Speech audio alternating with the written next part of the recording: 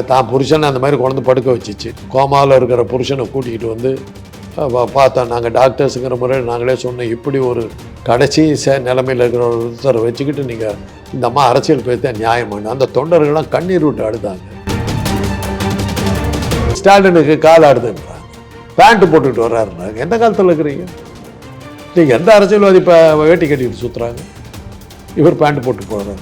இவர் தான் புருஷன் உடம்பு பலவீனத்தை மறைக்கிறதுக்கு பேண்ட் போட்டாங்கிறத இப்படி சொல்கிறாங்க. ஸ்டாலினுக்கு கால் அடிச்சுன்னா ஸ்டாலின் குடும்பத்தை சேர்ந்தவங்க பார்த்து இது பண்ண போகிறாங்க, அவங்க கூட்டிகிட்டு போக போகிறாங்க, பார்க்க போகிறாங்க.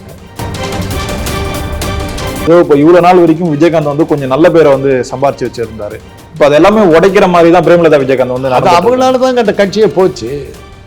நம்பிக்கைக்குரியவர்கள் அல்ல, இவங்களை நம்பி ஒரு வேலை செய்ய முடியாதுங்கிறது தான். ஒரு அன்ரிலையபிள்.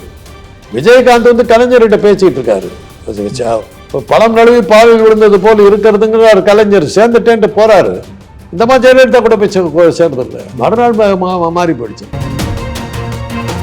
இப்போ தொடர்ந்து வந்து இந்த ஆடியோ சர்ச்சைகள்லாம் வந்து அதிகமாக வந்துட்டே இருக்குல்ல சார், சீமான் குறித்து அவர் மற்ற கிட்ட பேசினார் இப்படின்லாம் சொல்லிட்டு இருக்காங்க. சீமானே அதை ஏற்பாடு பண்ணியிருப்பாரு எனக்கு ஒரு செய்தி. விளம்பரத்துக்காக அவர் அதெல்லாம் பண்ண முடிய ஆள். அவர் பேரை கெடுத்துக்கிற மாதிரி எப்படி சார் அவர் தாங்க பண்ணுவார்? இப்போ எலெக்ஷன் இந்த விஜயலட்சுமி ஒரு நடிகை வருவாங்க தெரியுமா? ஆமாம் சார், எலெக்ஷன் டைமில் தான் வருவாங்க. என்னை கெடுத்து விட்டாருப்பார். அது ஒரு நெகட்டிவ். இதை அதை வச்சுட்டு தான் பெரிய ஆணழகன் விஜயலட்சுமி போன்ற ஒரு அழகிய மயக்கக்கூட ஆளானகன் அப்படின்னு சொல்லி அவர் ஒரு ஸ்டண்ட் அடிப்பார். அவர் ஸ்டண்ட்டுக்காக பண்ணுறது. இப்போ இது எல்லாமே சீமானே இல்லாட்டி போனால் சீமானை பற்றி பேசுறதுக்கு ஒன்றுமே இல்லையே. டாபிக் என்ன இருக்குது?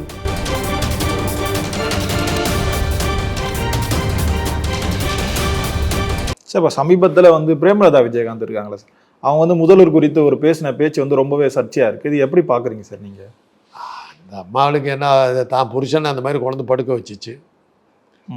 கோமாவில் இருக்கிற புருஷனை கூட்டிகிட்டு வந்து பார்த்தோம். நாங்கள் டாக்டர்ஸுங்கிற முறையில் நாங்களே சொன்னோம், இப்படி ஒரு கடைசி நிலைமையில் இருக்கிற ஒருத்தரை வச்சுக்கிட்டு நீங்கள் இந்த அம்மா அரசியல் பேச நியாயமான அந்த தொண்டர்கள்லாம் கண்ணீர் விட்டு அழுதாங்க. அவர் தன்னிச்சையாக ரிஃப்ளெக்ஸ் ஆக்ஷனில் காலெல்லாம் ஆடுது, உடம்பு அப்படியே மடிஞ்சு உழுவுது, கண்ணு வெறிச்சிக்கு போய் இருக்கிற கண்ணை மூடுறதுக்கு கூலிங் கிளாஸை போட்டாங்க, வாய் திறந்து கிடக்குது, அதை வந்து மூட முடியல, அதுக்கு பதிலாக மாஸ்க் போட்டு கொண்டு அப்படியே உட்கார வச்சாங்க. வீல் சேரில் தள்ளிக்கிட்டு வந்து அப்படியே வீல் சேரோட உட்கார வச்சு அப்படியே அப்படியே உடம்பு சாயுது. ஏன்னா ஏறத்தாழ மரணம். ஒரு ஹார்ட் பீட் இருக்கிறத தவிர வேறு ஒன்றுமே இல்லாத ஒரு சூழ்நிலையில் வந்து புரட்சி இவர் தலைமையில் நாங்கள் வெற்றி பெறுவோம்னு அரசியல் பேச்சு.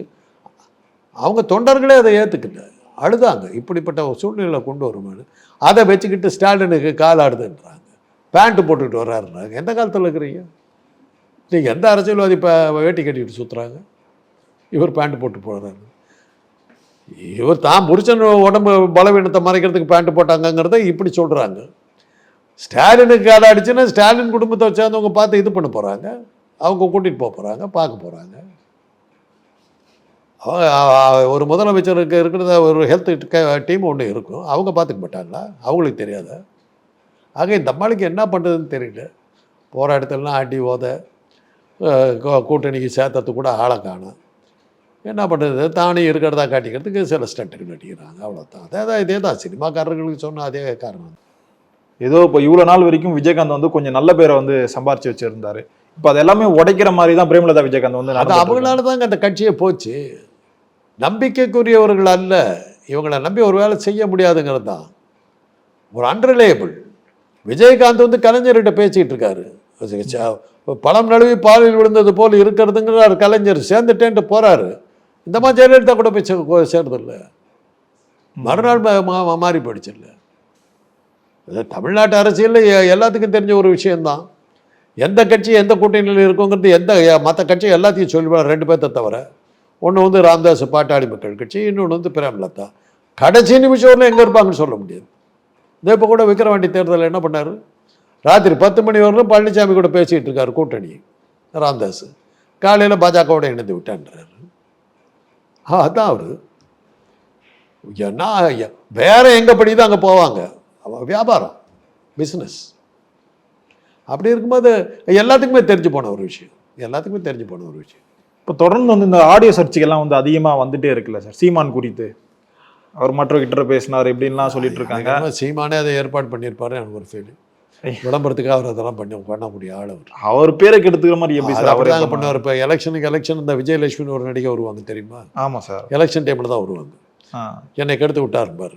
அது ஒரு நெகட்டிவ் இதை அதை வச்சுட்டு தான் பெரிய ஆணழகன் விஜயலட்சுமி போன்ற ஒரு அழகிய மயக்கக்கூடிய ஆளானகன் அப்படின்னு சொல்லி அவர் ஒரு ஸ்டண்ட் அடிப்பார். அவர் ஸ்டண்ட்டுக்காக பண்ணுறது. ஓ, இப்போ இது எல்லாமே சீமானே இல்லாட்டி போனால் சீமானை பற்றி பேசுறதுக்கு ஒன்றுமே இல்லையே, டாபிக் இல்லையே. என்ன இருக்குது? மக்களுக்கு அதை போராட்டம் நடத்தினாரா? ஏதோ ஒரு தடவை டெபாசிட் அதை வாங்கினார் ஏதாவது எலெக்ஷனில். ஒரு இடத்துல கூட டெபாசிட் வாங்காத ஒரு ஆசாமிக்கு இத்தனை விளம்பரம் எப்படி வருது? இப்படி தான் ஆளுகளை பிடிச்சி பிரபாகரனை வச்சு நல்லா பிஸ்னஸ் பண்ணார். அதில் ஒரு வளமான ஒரு வாழ்க்கை, அதில் ஜம்ஜம்னு ஓட்டிக்கிட்டு இருக்காரு. இந்த விஜயும் சீமானும் கூட்டணி வச்சு 2026 தேர்தலில் வந்து போட்டியிட போகிறதா சொல்லியிருந்தாங்க சார். இப்போ தொடர்ந்து இந்த மாதிரியான ஆடியோ சர்ச்சைகள்லாம் வருது. விஜய் இதெல்லாம் கண்டிப்பாக பார்த்துருப்பாரு. பார்த்தும் எப்படி கூட்டணி வைப்பார்? அதெல்லாம் ஒரு விளம்பரங்க. இவன் விஜய் சீமானுங்கிற இல்லாட்டி பண்ண சீமானை பற்றி யாருக்கு தெரியும்? என்ன தெரிஞ்சு இந்த மாதிரி பேசுறதுனால தானே நீங்கள் யூடியூப், அதுவும் குறிப்பாக பார்த்தீங்கன்னா யூடியூப்புக்காரர் தானே அவருக்கு விளம்பரம் கொடுத்துட்ருக்கீங்க. இல்லாட்டி பண்ண சீமானை பற்றி பேசுறதுக்கு என்ன இருக்குது? என்ன அரசியல் ரீதியான கருத்துக்கள் அவரது வந்து அப்படியே பிரமாதமாக பேசிவிட்டான்னு தூக்கித்தாண்டு வச்சுக்கிறதுக்கு? அண்ணாமலை, சீமான் இவங்க எல்லாமே ஒரு மூணாந்தர பேச்சுக்களை பேசுவதன் மூலமாக மக்களை கவர்ந்தவர்கள். அவ்வளோதான். நடித்து பேர் வாங்கலாங்க. ஒரு நடிகை வந்து அருமையாக உடம்பை பூரா மூடிக்கிட்டு பேர் வாங்கலாம். அவள் அவ்வளோ கஷ்டப்பட்டு உணர்ச்சி வசப்பட்டு நடிக்கிற ஒரு நடிகையினுடைய காட்சியை இந்த கவர்ச்சி நடிகை வந்து ஒரு முந்தானியை கீழே விட்டான்னா முடிச்சு போச்சு. அதுதான் சீமானலாம். இத்தனை அரசியல் தலைவர்கள் கொள்கைகளெல்லாம் பேசி இது பண்ணிட்டு போகும்போது தன்னை பற்றி 2 ஆபாச விஷயங்களை வெளியிட்டு ஒரு விளம்பரத்தை இட்டு போகிறார். அவ்வளோதான். அப்போ கூட்டணி வைக்கிறதுக்கான வாய்ப்புகள் குறைவுன்னு எடுத்துக்கலாமா சார்? கூட்டணி வச்சுக்கிற அளவுக்கு அவர் ப்ரூவ் பண்ணலையே. இன்னைக்கு வர நடந்த எந்த தேர்தலையும் ஒரு டெபாசிட் வாங்கலையே, ஒரு கவுன்சிலர் போஸ்ட் கூட வரலையே. ஆனால் நீங்கள் கொடுக்குற விளம்பரம் சாதாரணம். 8% சொல்லி ப்ரொமோட் பண்ணிப்பாங்களே சார், அதை சொல்கிறேன். எல்லாம் இன்னைக்கு அவர் அந்த அந்த விஜயலட்சுமி பாருங்கள், அடுத்த எலெக்ஷனில் கரெக்டாக வருவாங்க. ஆனால் ஒன்று அவங்களுக்கு சொல்லணும், நீங்களும் காலாவதி ஆகிட்டீங்க, உங்களை யாருன்னு இப்போ யாருக்கு தெரியாது. அதை மாத்திரம் ஞாபகம் வச்சுக்கணும். சீமான் கூட வேற ஆளை பிடிக்கணும். விஜயலட்சுமி வச்சுக்கிட்டு ஓட்ட முடியாது, சரியா வராது. இப்போ விஜய் கட்சியில் விஜயை விட புஷி ஆனந்த் தான் அதிகம் பவர் இருக்குதுன்னு சொல்கிறாங்களே சார். யாருக்கு? Bussy Anand sir. யார் அவர்? விஜய் கட்சியோட பொதுச் செயலாளர் சார். அவர் யாருன்னு தெரியாது, யாருன்னு தெரியாது. இப்போ சமீபத்தில் அவர் கொடுத்த அந்த ப்ரெஸ் மீட்லலாம் அந்த பத்திரிகையாளர் உரிமையில் பேசுறது, நீ வா உனக்கு, அது தாங்க இன்னைக்கு டெக்னிக்கு. அப்படி தாங்க அண்ணாமலை பிரபலம் ஆனார். நீங்கள் எல்லாம் கேள்வி விட்டுற யார் வா ரூமுக்கு, அப்படி அந்த அந்த அந்த இதில் ஆரம்பித்தது, அந்த ட்ரெண்டை ஆரம்பித்தது பழனிசாமி. ப்ளூ ஃபில்ம் வெளியிட்டு தன்னுடைய கட்சி ஆட்களை பற்றியும் ப்ளூ ஃபில்ம் வெளியிட்டு இப்போ அது மூலமாக பிரபலமானவர் தான். அப்புறம் பெட்ரோல் வெடிகுண்டு இதானே இப்போ அண்ணாமலையினுடைய பாப்புலாரிட்டி காரணம். பெட்ரோல் வெடிகுண்டை வீசி தமிழ்நாட்டை பெட்ரோல் வெடிகுண்டு கலாச்சாரம் வந்து விட்டதுன்னு எங்கே பார்த்தாலும் இப்போ சமீப காலமாக ஒன்றுமே காணுமே. இன்றைக்கி என்றைக்கு அவருக்கு வந்து செல்வாக்கு குறைஞ்சி அணையிலேருந்து பெட்ரோல் வெடிகுண்டு காணுமே. அந்த டெக்னிக்கை வந்து இன்றைக்கி எல்லாரும் கடைப்பிடிச்சிக்கிட்டு சுற்றுறாங்க. இது சினிமாவை சேர்ந்தவர்கள். அவங்களுக்கு இந்த மாதிரி ஸ்டண்ட்டு படப்படிப்பின் போது விபத்தில் காயம் அப்படின்னாக்கா அந்த படத்துக்கு பற்றி ஒரு விளம்பரம். இந்த படத்தினுடைய கதை என்னுடையது, காப்பி திருடப்பட்டு விட்டது, சொந்த இது உண்மையான கதாசிரியர் வழக்கு, அது ஒரு இது.